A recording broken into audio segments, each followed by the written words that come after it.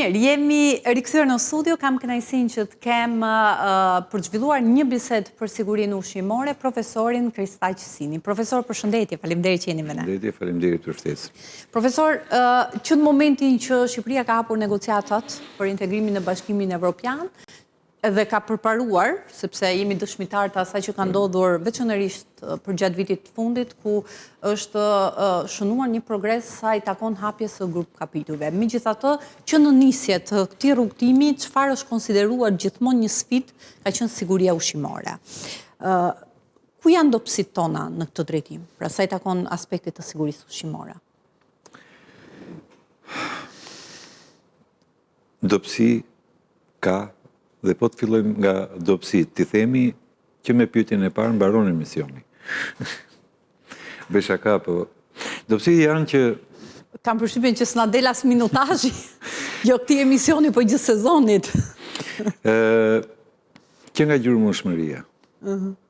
Është prishur sistemi i kontrollit veteriner dhe kontrollit agronomik. Pastaj, me analizat që bëhen, si për produktet brenda vendit dhe për produktet që importohen. Jo gjithçka mund të kryhet me analiza. Dolën kohët e fundit inspektorët e AKU-s për disa fshatar apo që tregtonin dhe cila është origjina e kësaj po asaj, nuk zgjidhet kështu. Edhe ajo që u bë, për mua ishte gabim, sepse jo unë, po gjithë kemi dalë, dhe në Athinë, në çdo lagje ka një rrugë, apo në Itali, ku tregtojnë fshatarët, dhe nuk i kërkon njeri as origjinën, as faturën, për produktet që ata tregtojnë vetë. Prodhimi i madh është ai që duhet kontrollohet. Dhe jo thjesht në të gjitha hallkat, që nga lënda e parë, prodhimi bujqësor dhe mblektoral, por edhe pasaj në përpunim për gjithçka që përdoret që nga pesticidet, kimikatet në bujqësi dhe pasaj konservantët në industrinë përpunuese të ushqimeve. Laboratorët, nga çdo dëgjojmë nga media, nga ju, dhe nga ai informacioni pakët që kemi, nuk është se janë shumë funksional. Të meta ka. Dhe këto janë reflektuar... Kështu që don i tërë sistemin, sepse ju përmendët hallkat, edhe shumë e rëndësishme që të funksionojë secila prej këtyre hallkave, sepse nëse shkëputet njëra, pa diskutim dëmtohet i gjithë zinxhiri, i gjithë sistemi. Që nga gjurmëshmëria, që nga fakti analizat që kryen, pra domosdoshmëria për të pasur kontrolle, për të pasur laboratore të certifikuara edhe për të mos i bërë gjitha këto me pikatore, po ashtu tek përpunimi, konservantët, deri dërgesat që çohen jashtë pra që eksportohen, domosdoshmëria për kontrollet për ato produkte që vinë. Me këtë tablo, pra fakti që don çdo hallk, i bie që ne jemi të pasigurt mbi ato që konsumojmë, edhe që kemi çdo ditë mbi tryezë. Pasiguria ekziston. Por, fatmirësisht, ose fatkeqësisht, një pjesë e mirë nuk e din, ose se vrasin mendjen, dhe ndjen të sigurt. Ndërkohë që flisit më erdhi në mend një shembull. Për mollë çfarë u kthyen që ishin me përmbajtje të lartë nikeli. Po. Kjo jo domosdoshmërisht vjen nga përdorimi i pesticideve. Mund të vijë edhe nga toka, nëse tokat janë të ndotura, se varet nga zona ku merret prodhimi. Janë të ndotura, mund të kemi përmbajtje të lartë nikeli dhe kjo përthithet pastaj dhe reflektohet tek frutët. Ka pas qenë dikur një institut si studimi i tokave që bënte analizat. Prandaj thash kontrolli agronomik dhe veteriner. Le të them diçka.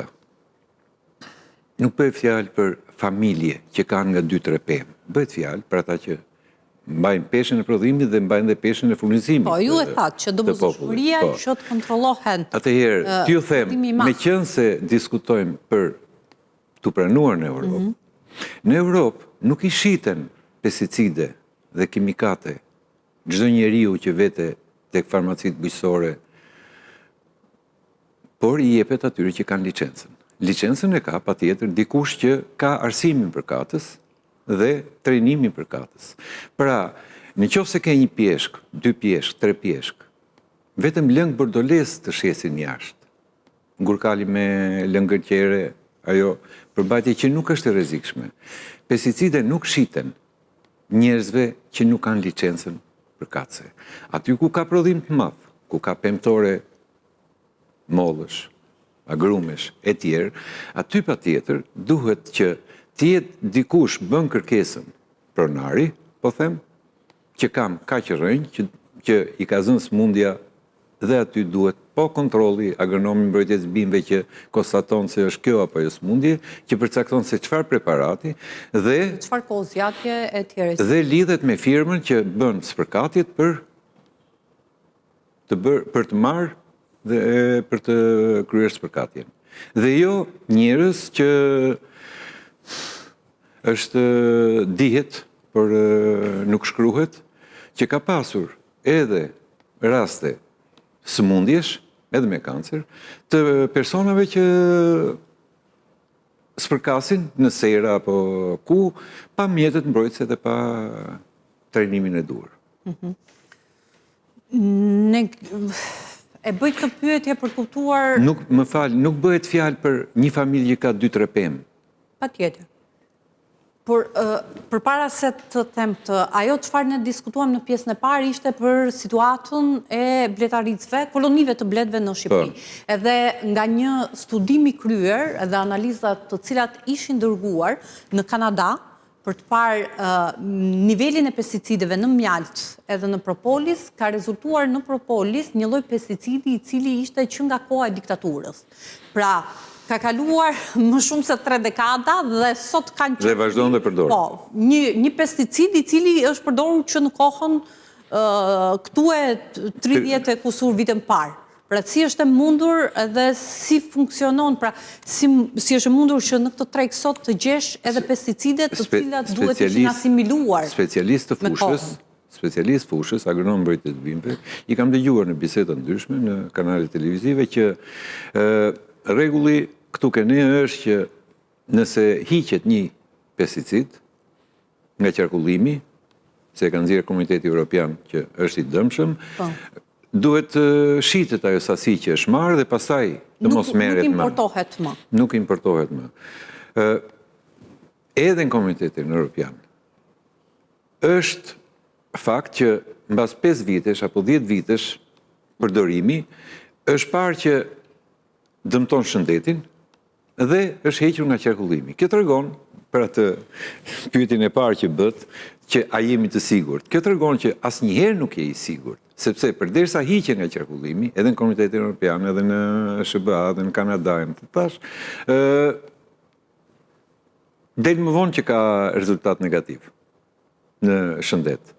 E gjitha është tek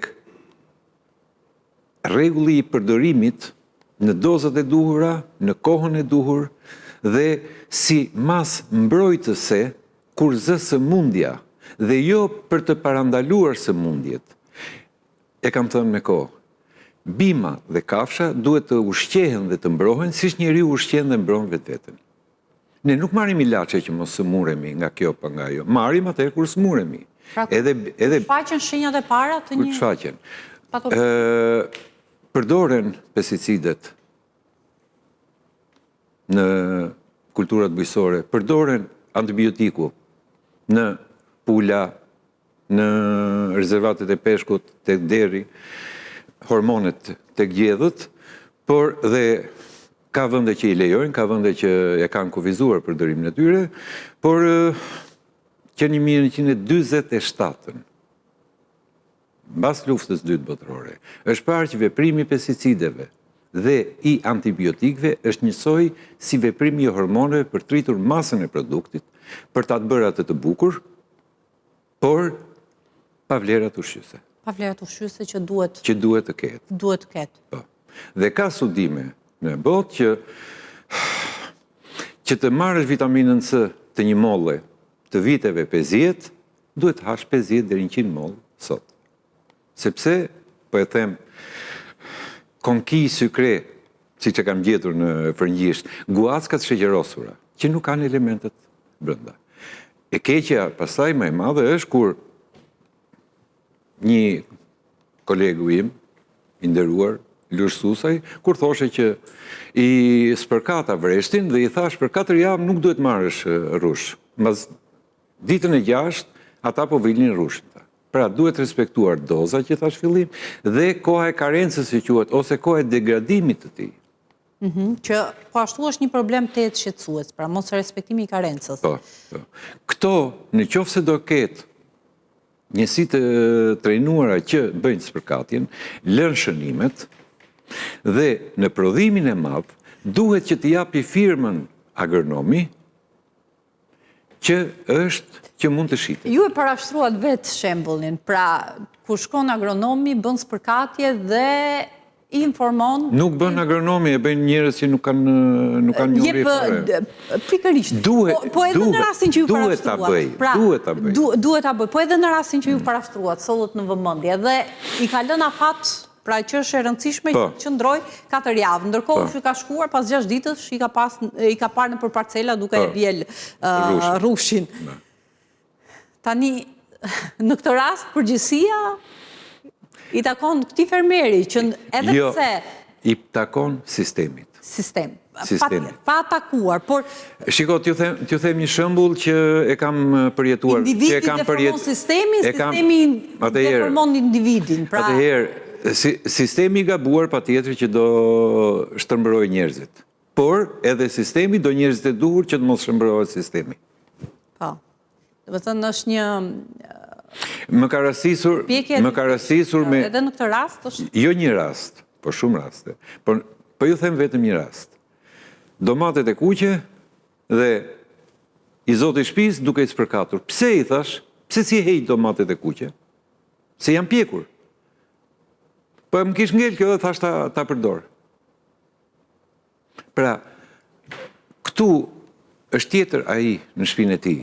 Por, kur nxjerr në treg... Kur del në treg ka detyrime që shkojnë për tej. Dhe thatë për mjaltin në Kanada. Po mirë, mos kemi një laborator këtu që të shkojë deri në Kanada për të bërë... Edhe çfarë ndodh? I kemi ne mekanizmat, instrumentet e duhur për të kryer këto kontrolle, sepse duke paraqitur situatën në mënyrë të tillë, siç është dhe siç duhet jetë, kuptohet që nga e thëna në të bërtha një malitor, tani çfarë ndodh? Do ta kemi malore në këtë në situatat që është paraqitur dhe është gjendur vendi ynë, do ekzistojnë dhe në disa raste të mos i frym më shumë se ç'duhet, sepse të tilla gjëra ndodhin dhe në vendet e Bashkimit Evropian. Helmime nga patogjen që ndodhin në ushqime, ose aksidentalisht që ndodhin në ushqime, ndodhin edhe në vendet tjera.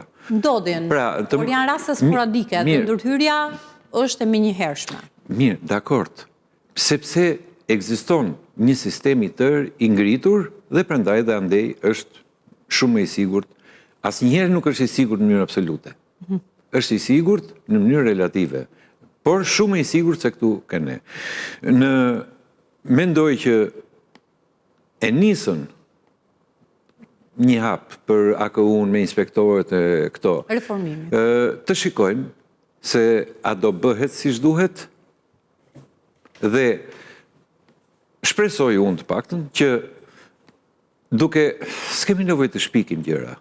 Mjafton të marrim shembujt se si e kanë. Më kujtua një rast se kam qenë në grupin për bujësinë biologjike, kur u bë ligji i bujësisë biologjike në herën e parë, dhe po thonim si qyshtek, i thash, me qenë se financon USAID, ja vemi në Greqi, me që e kemi afër, dhe shofim si e kanë tamam ata, pse do shpikim gjëra kur i kanë bërë të tjerët, edhe në këtë rast. Mjafton të marrim shembullin e Italisë, Gjermanisë, Francës, një shembull, dhe ta aplikojmë për të vëmë njerëzit e duhur.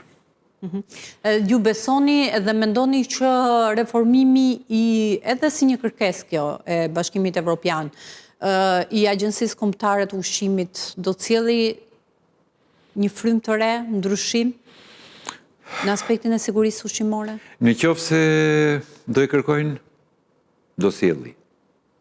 Në qoftë se do i kërkojnë të tjerët, ata jashtë, do sjelli.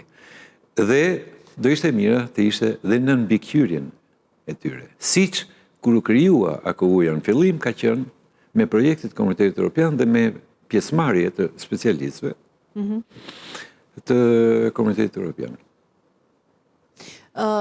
Profesor, një tjetër, sepse ne u ndalëm tek ato çfarë ne prodhojmë, pra produktin shqiptar, që është shumë e rëndësishme të garantohet siguria në çdo hallk të tij, pavarësisht mundësisë, pa mundësisë për ta bërë një gjë të tillë. Por një tjetër problematik që është shfaqur edhe për gjatë ditëve të fundit ka të bëjë edhe me produktet të cilat ne importojmë nga jashtë BE-s dhe brenda Bashkimit Evropian. Veçanërisht për produktet që na vijnë nga BE-ja e kam thënë që para 10 vjetësh në një mbase jo 10, 8 apo 9 vjet, në një televizion, s'ka rëndësi se ku, që të gjithë produktet që vijnë, që importohen, shifet vetëm kartela, flet analiza, është në rregull, futu. Dhe nuk i bëhet asnjë kontroll, asnjë zontash që përputhet përmbajtja e produktit me atë të flet analizës, duhet patjetër të bëhet. Duhet patjetër. Dhe shembujt e fundit me rushin apo nga Greqia e treguan këtë. Edhe këtë tjetër e kam thënë, pse nuk është njësoj çdo produkt i njëjtës mark, Coca-Cola, Fanta, edhe farmaceutike, njësoj me atë jashtë kufirit, merret se çdo produkt ka disa cilësi, merret cilësia me dobët, dhe çmimi vjet siç është. Mirë, ne kemi parë që nuk është madje te pjesa e çmimit jemi goxha konkurrues, se mund të ndodhë që pavarësisht se cilësia na vjen një cilësi pra një cilësi e parë, jo cilësi e parë, çmimet janë në dorë dytë, madje mund të ndodhë që të jenë çmime më të larta. Tani këto janë të tjera probleme, por duhet patjetër të kontrollohet çfarë futet brenda. Merret një analizë, dy analiza dhe ketë kontrolle në pikat kufitare edhe kontrolle më intensive patjetër të merren mostrat, të analizohen dhe t'jepet ashtu siç ka bërë Kroacia me ne. Patjetër.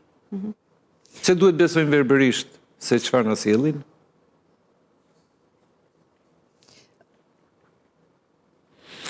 Duhet patjetër të bëhet kontrolli i produktit të importuar, ashtu siç duhet bërë edhe kontrolli i produktit.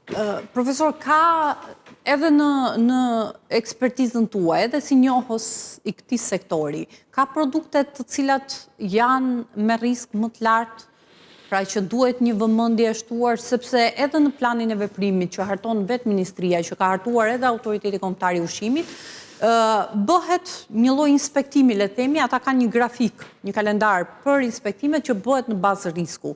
Në gjykimin tuaj, ka produkte të cilat kanë një risk më të lartë dhe që kërkojnë një kontroll më të rrept, një kontroll të rrept, le të themi, edhe një kontroll sistematik? Për të ndërgjegjësuar në këtë rast edhe konsumatori. Duhet të ndërgjegjësohemi edhe në lidhje me diçka që lufta në farmaceutik dihet. Njësoj është edhe tek ushqimi. Konkurenca dhe dëshira për zënë tregun sa më shpejt. Çfarë bën? Bën që ta trajtoj produktin që duket i pjekur para se të dali, para kohe. Para kohe, po. Mbas kohe dhe këshilla që kam dhënë kur jam gjendur në raste. Kështu i kam thënë sipas tinës, produktet e sinës në mesin e sezonit, kur nuk ka levertisë, se ka shumë prodhime dhe prish spërkatja që bëhet për të dukur produkti janë nxitësit artificial të pjekjes.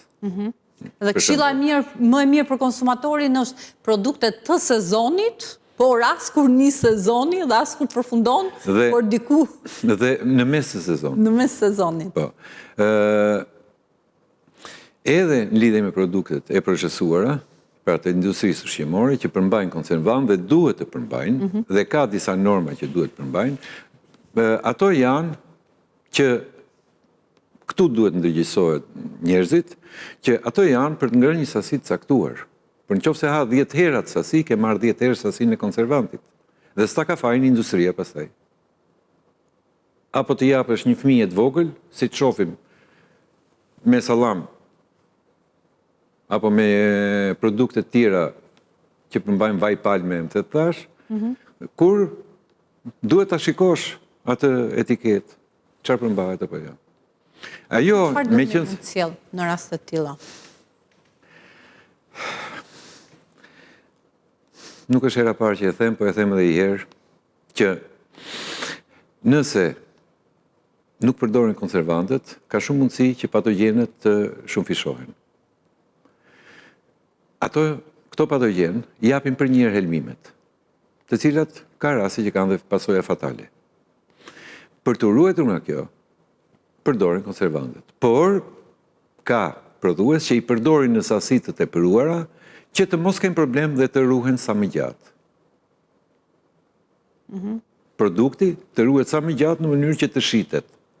Sepse në qoftë se ka kohën një javë 15 ditë, atëherë ai duhet të rregjë nga tregu ta eliminoj, ta groposi. Të gjitha këto bëhen duke bërë analizat përkatëse. Por jemi vend i vogël dhe nuk është një çudi, siç ndodh edhe në rastet me policinë, kur ankohet dikush dhe vete polici ke subjekti përkatës sepse shkakton zhurmë apo jo, dhe shefi i policisë e merr në telefon dhe i thotë ikni, largohuni prej andej. Mos e duket çudi që të tilla ndodhin dhe me ushqimet. Çështje që kanë të bëjnë me sigurinë ushqimore dhe me atë që askush dhe... Prandaj thash që duhen vënë njerëzit specialistë që të mos bien pre shantazheve apo Dhe në fakt duke mbetur tek ajo rasti që përmend, do të shohim fëmijë të vegjël që konsumojnë sallam, është ekspozimi ndaj këtyre produkteve që kanë një ngarkesë shumë të lartë për të ruajtur produktin treg? Rregullisht nuk është se unë jam kundër sallamit, kuptoni, se edhe vetë konsumoj, por në sasi të moderuara dhe jo të ha sallam për ditë. Tek fëmia, patjetër që organizmi i tij i përballon dhe i depozitojnë shumë tepër në organizmin e tij se në organizmin e një të rrituri. Pra, situata mund të... E dhash si shembull që njerëzit duhet të ndërgjegjësohen që ushqimet e procesuara që përmbajnë konservant nuk duhet të përdoren në sasi të mëdha. Pra gjithë çelësi mund të jetë edhe tek sasia... Tek sasia, po, është ke sasia, çdo gjë është ke sasia. Sasia me cilën konsumohen, edhe... T'ju jap një shembull kështu që ne kam thënë disa herë, pse ke farmacia është e gjerpri? Figura e gjerprit. Sepse sasia e pakët e tij të shëron. Sasia shumë të elmon të vdes. Dhe Hipokrati e ka thënë, konsideroje ushqimin ilaçin tënd të përditshëm. Mirë, ja kështu e mbyllim, profesor. Dhe le të shpresojmë që kjo sentencë le të shërbejë. Unë shpresoj se do ndryshoj. Mesazh për ata që na ndjekin. Do ndryshojnë në çfarë? Në kuptimin e mirë. Vetë rregulli apo kushti që është vënë që duhet të rregullohet siguria ushqimore, besoj se do sjell një faqe tjetër, një kapitull të ri. Do përmirësohet në kushtet që jemi. Në kushtet, mirë. Ne e shpresojmë, duam një gjë të tillë, kështu që edhe urojmë mbi gjitha, e urojmë që kjo të ndodhë sa më shpejt. Faleminderit, profesor, kënaqësi që... Faleminderit juve. Mirë, faleminderit edhe ju që na ndoqët. Kemi mbritur në fund të emisionit edhe për ditën e sotme. Takimi i radhës do të jetë nesër, po në orën 16. Deri atëherë, mirupafshim.